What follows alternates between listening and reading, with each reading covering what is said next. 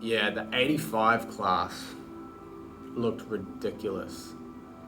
So up until like the under 75 class, people still looked human. Once you transition to that 85 kilo class, suddenly these people are looking ridiculous. I know how big Leo is. His arms in the 80 kilo category that he's competed at before, biggest in the category. I don't think I've seen anyone with bigger biceps than him. When I saw his Georgian opponents, like no shit, I think they might have doubled his size. I think they were slightly shorter than him, but the girth of their arms was like double, and they just had so much back pressure that just ripped right through him. So that really kind of sets a tone for me of where the 85 kilo category is at.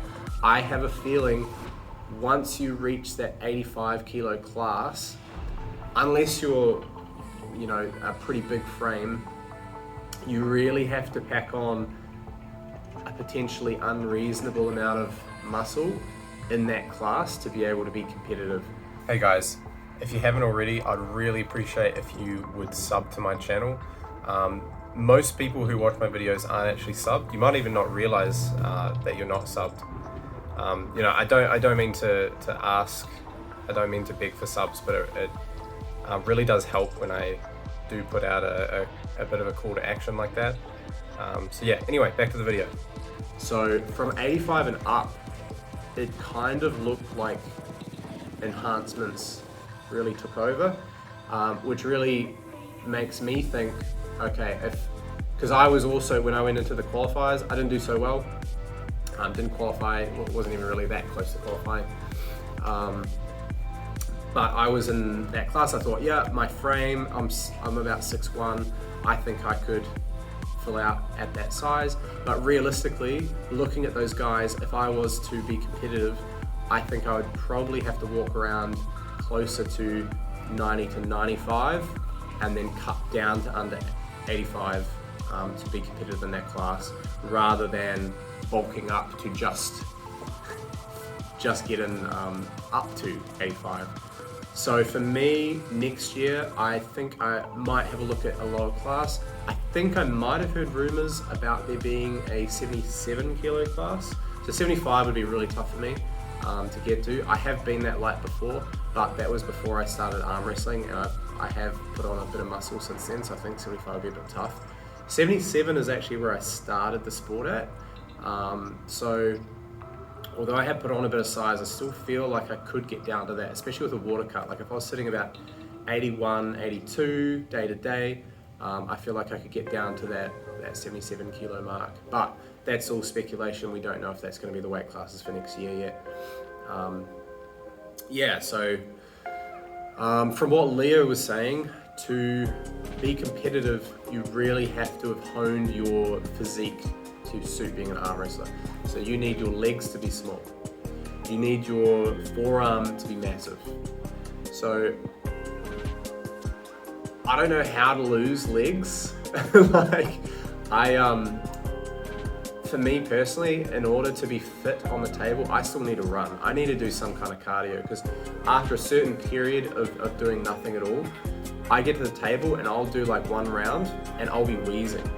Like I was even still doing a little bit of running, probably not as much as I should have been, but I was still probably running like every second week or so. I had a match with Harrison Rosewarne, and after I'll put it up on screen now, and after the first round, which wasn't, you know, it wasn't like a crazy long round, it was like a decent length of time, maybe like 10 seconds, something like that. But after that, I was like wheezing, and I was like, man, I need to catch my breath. Harrison was chilling. I was like, what are you, like, how are you so tired after one round?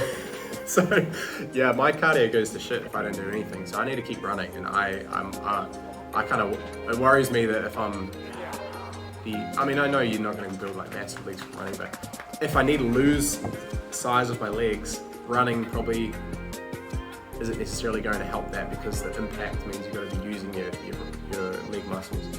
So if anyone knows how to lose leg muscles and gain more up top, I would love to hear it, because I definitely need to do some of that.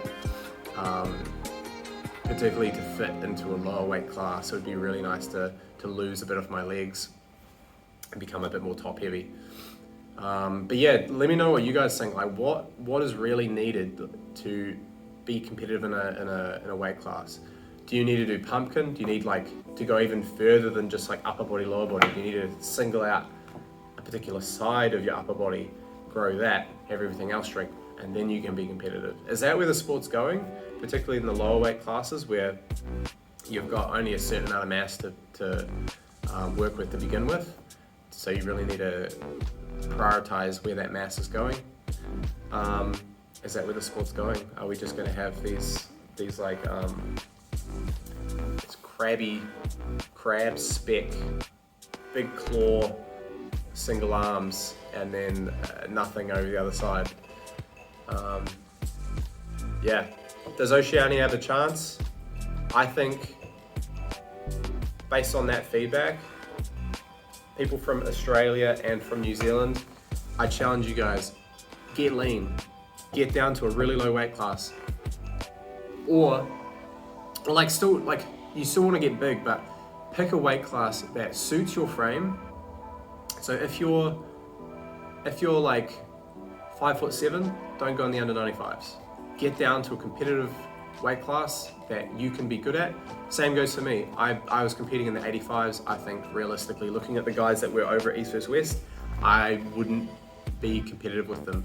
I would need to pack on 5 to 10 kilos of lean muscle and then cut down, do a water cut back under 85. Whereas if you're like a 6'4" guy, 95s, you can go 95s, you could maybe even go higher. But like, for example, Richard Borman from Australia, he is quite a tall guy. I forget exactly how tall he is, but I think he's like 6'3", 6'4", something, maybe not 6'4", I think he's about 6'3" from memory.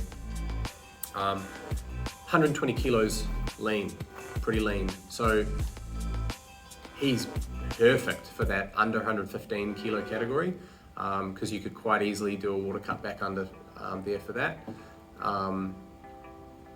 Yeah, just you need to be athletic if you're going to be competitive as a weight class arm wrestler. So that's something I'm going to be really focused on over the next year.